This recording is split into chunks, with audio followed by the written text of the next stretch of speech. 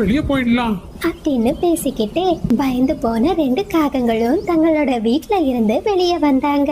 காகங்களோட வீடும் தண்ணீர்ல பாதி அளவு மூழ்கிற நிலைமைக்கு வந்துடுச்சு. ராணி, நாம என் நண்பன் பப்ளுவோட வீட்டுக்கு போவோமா? பப்ளுவோட வீடா? அந்த காகமே ஒரு மரப்பொந்துல தங்கி இருக்கு.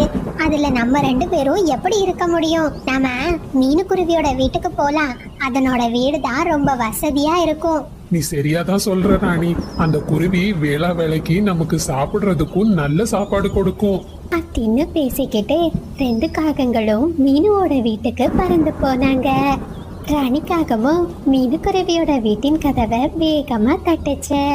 உடனே மீனுக்குருவியும் வீட்டோட கதவை திறந்து வெளியே வந்துச்சு. மீனு தங்கச்சி, நீங்க தயவு செஞ்சு எனக்கு உதவி பண்ணு. என் வீடு பாதி அளவு மூழ்கிடுச்சு. எங்களுக்கு எங்க போறதுன்னே தெரியல. இந்த மழை